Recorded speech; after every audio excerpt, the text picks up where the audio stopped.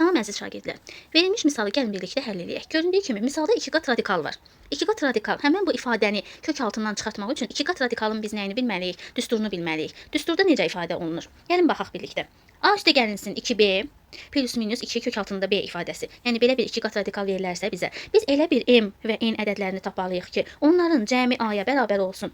Hasilləri isə b-yə bərabər olsun və burada duran b-nin qarşısındakı ədəd mütləq şəkildə 2 olmalıdır. Həmin bu m kök altında üstə gəl plus minus kök altında n kvadratı, o da bərabərdir kök altında m plus minus kök altında n. Deməli, gəlin baxaq. Bunu ataq bir kənara. Aha, yəni indi misalımızın həllinə keçək. Birinci ifadə olduğu kimi qalsın. 3 çıxılsın 2 kök altında 2. Biz görürük ki, biz dedik ki, deməli kök altı ifadənin qarşısındakı ədəd 2 olmalıdır, amma burada 12-dir. Deməli, nə edirik? Birinci 17 olduğu kimi qalsın. 12-ni 2 vurulsun 6 şəklində göstərək. Sonra bu 6-nı kök altı ifadəyə salaq ki, 2 burada tək olsun. Bərabərdir. Birinci ifadə olduğu kimi yenə qalır. İkinci vurulsun. Kök altında 17, üstə gəlinsin 2'miz olduğu kimi qalır. 6'nı kök altına salanda 36, 2'yə də vuranda 72 bərabərdir. Yenə birinci ifadəmiz olduğu kimi qalır. Biz dedik ki, elə m və n ədədləri tapmalıyıq ki, onların cəmi 17 olsun. Hasilləri isə 72 olsun. Kökün altında duran. Deməli, cəmi 17, hasili 72 olan ədədlər hansılardır? 8 və 9. Deməli, m8, n-i də 9 götürsək.